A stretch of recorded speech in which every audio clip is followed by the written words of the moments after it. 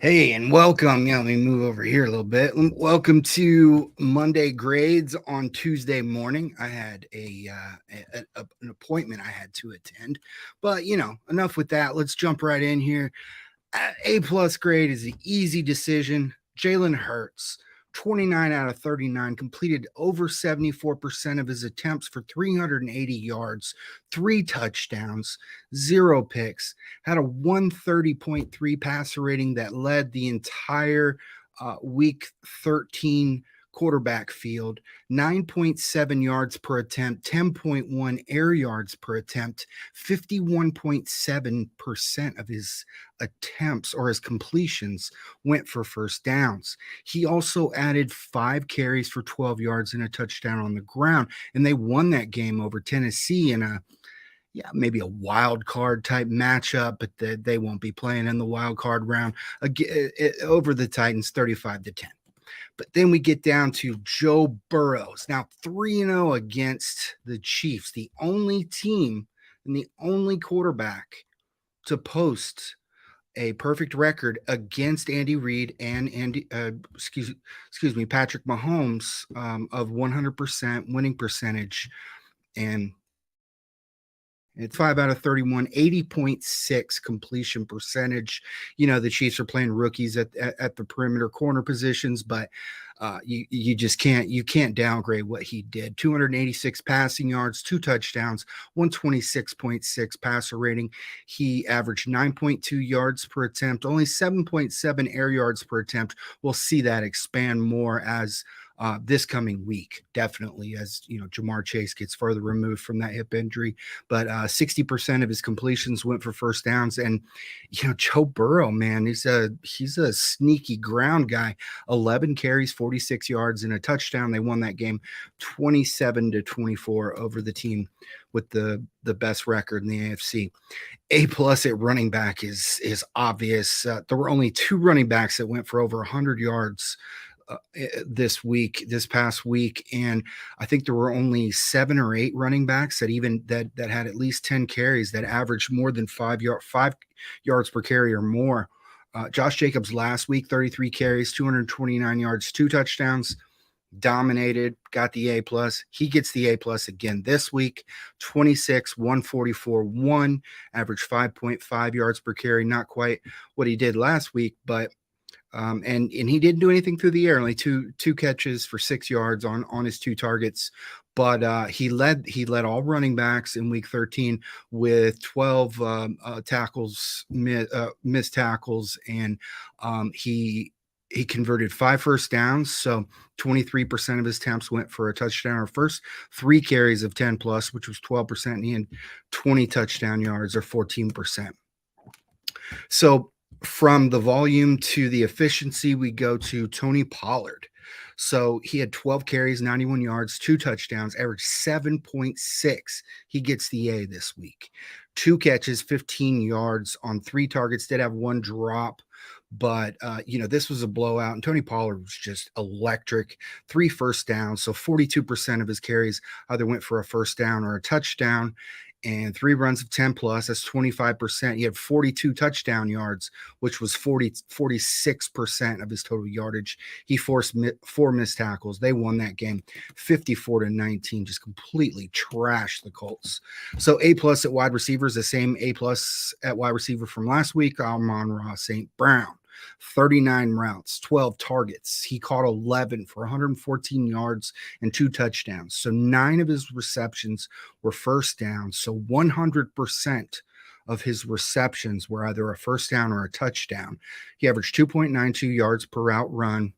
That's a product of only 10.4 yards per reception. But we're talking about a guy that is seeing a lot of double teams, and it's just ridiculous what he's doing. He posted a 145.8 targeted passer rating.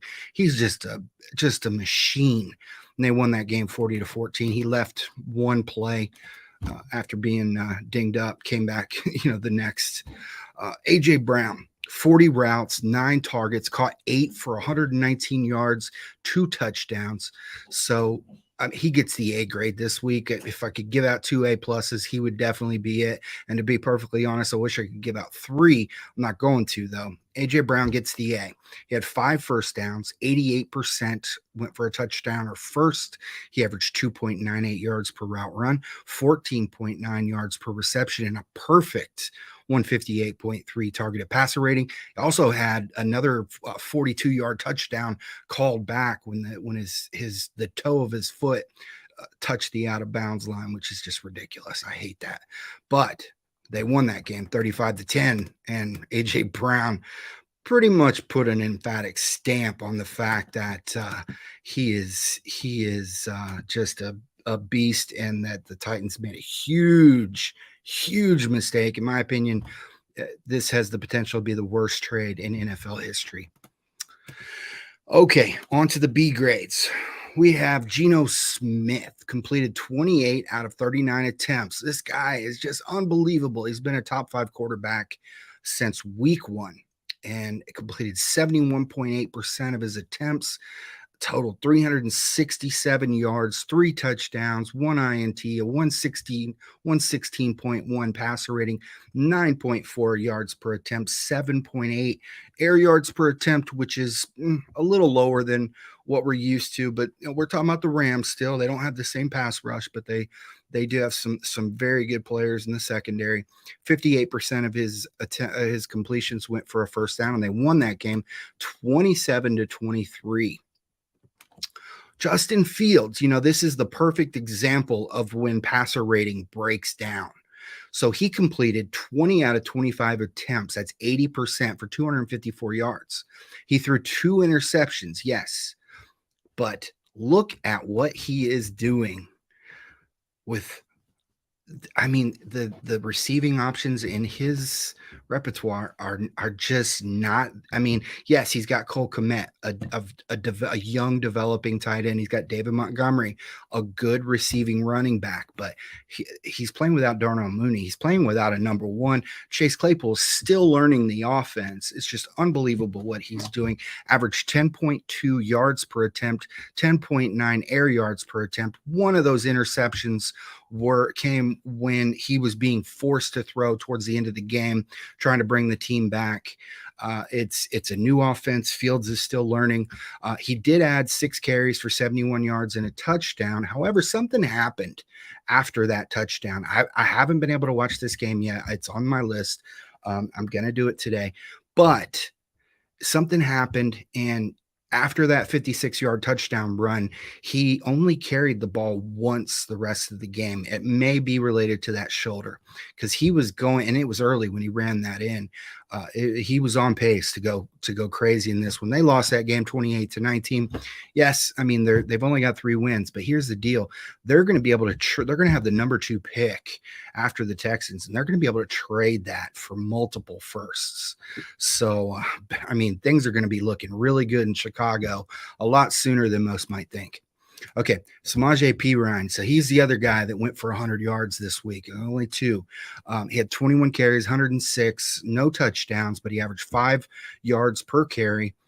He also added 6 catches for 49 yards on 7 targets. He had 4 first downs, so 19% of his carries went for a first, 2 runs of 10%, but he forced 6 missed tackles, which was the second most, and they won that game 27-24. Joe Mixon, he's done, he's got the ability to definitely be an RB1 and the RB1 for the Bengals. But Perine, the Bengals they're gonna have to pay if they're gonna hang on to him, because he could go somewhere else and likely compete for the starting job.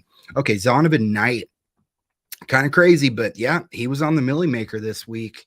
And, it wasn't a victory, and he didn't go crazy. But, overall, he had a really good game. The rookie, 15 carries, 90 yards, 6 yards per carry, which, as I've already gone through, the running backs weren't exactly, outrageous this week.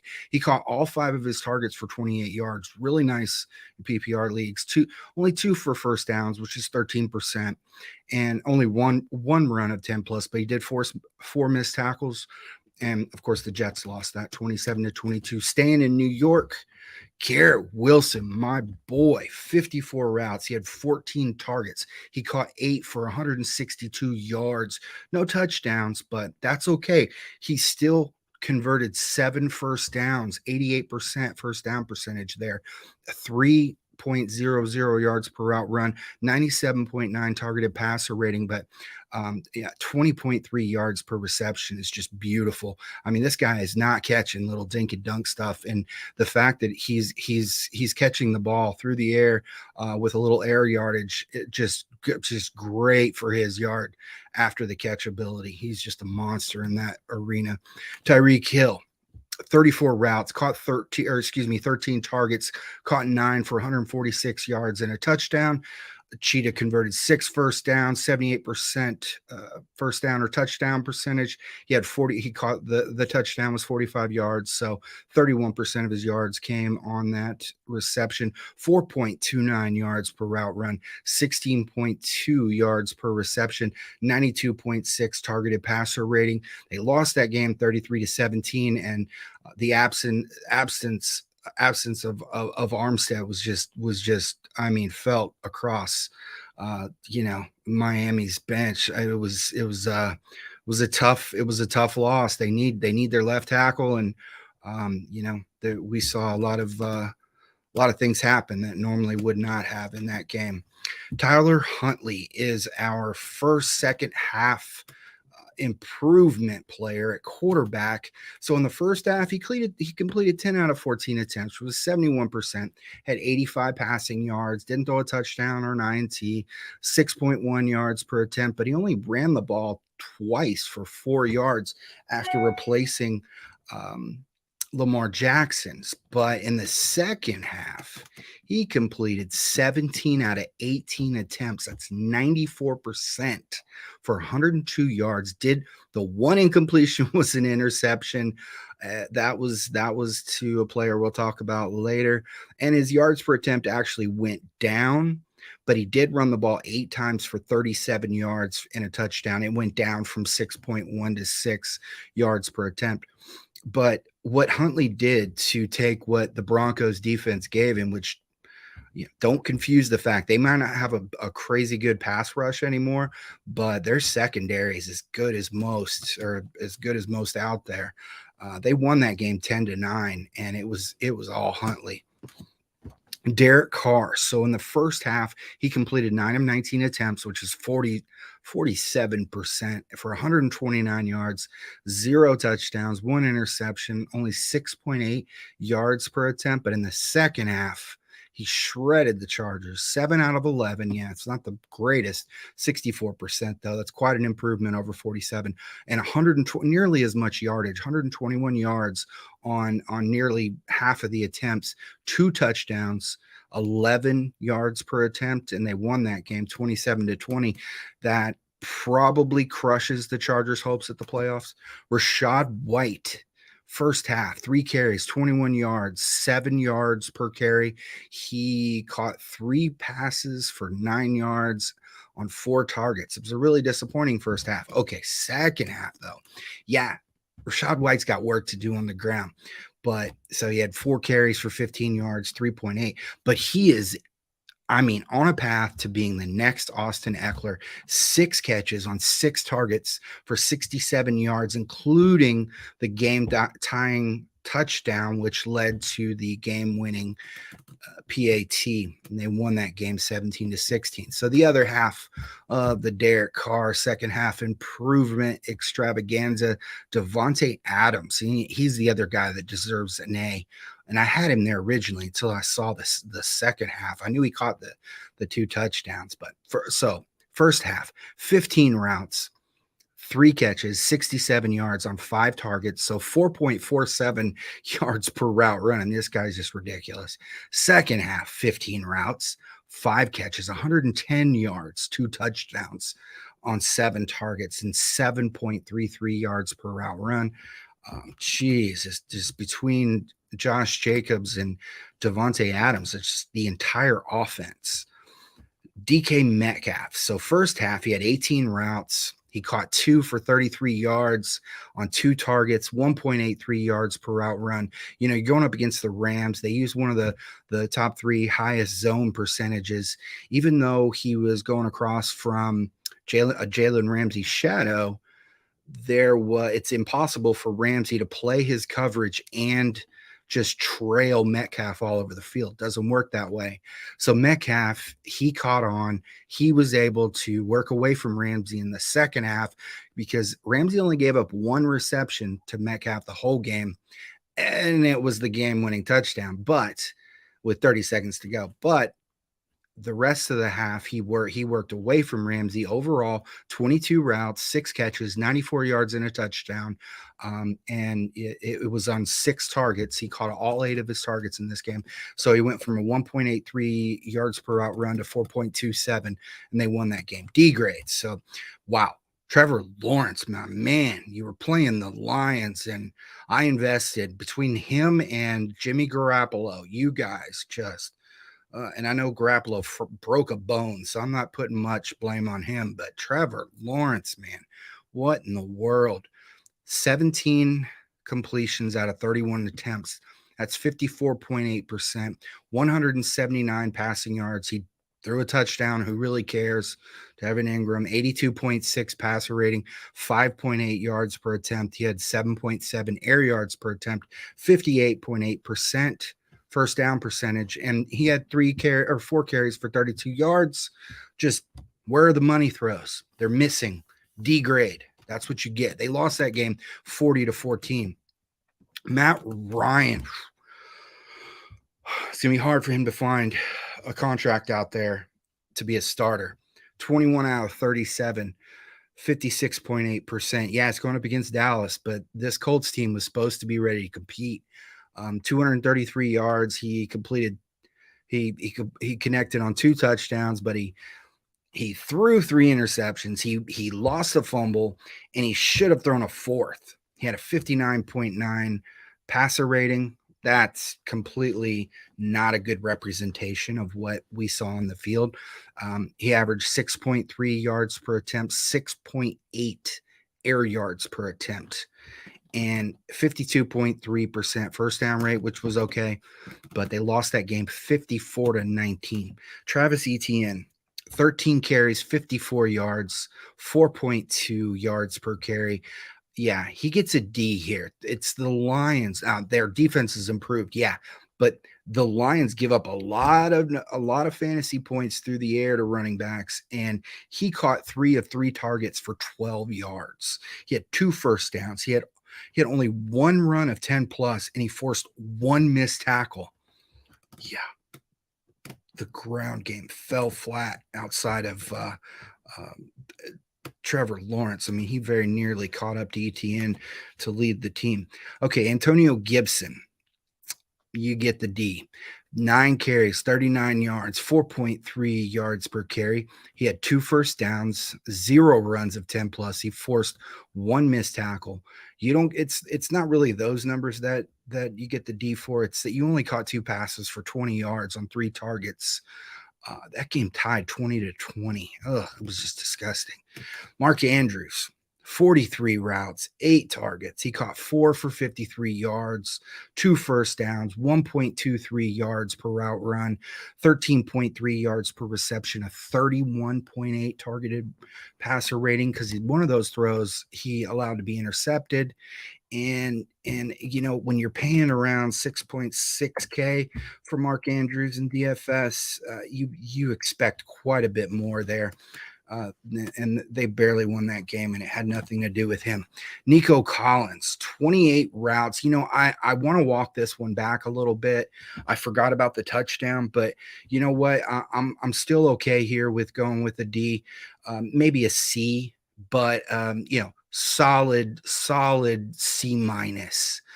28 routes. He saw 11 targets. He caught 3. There was nobody with such a low catch rate in week 13. 35 yards, did have the touchdown, 3 first downs, so 100% first down rate. Yeah, but you caught 3. 1.25 yards per route run, 11.7 yards per reception, had a 70.6 targeted passer rating, and he also committed an offensive pass interference penalty, and they lost that game.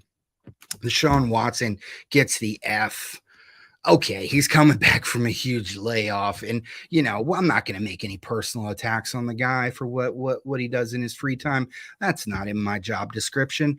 So it's all about football. 12 out of 22, 54.5% completion percentage. He threw for 131 yards.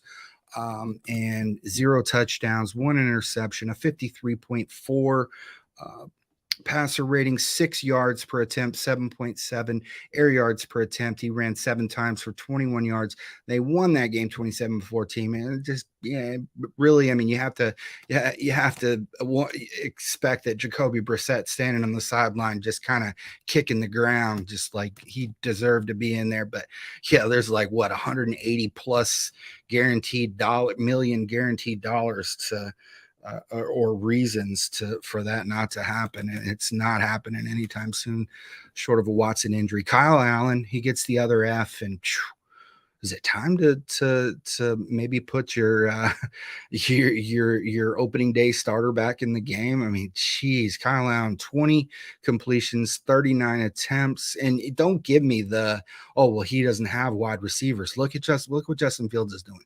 So he completed 51.3% of his attempts, 201 yards, 1 touchdown, 2 interceptions, 53.5 passer rating, 5.1 yards per attempt. I could probably not, but just saying, that's just trash.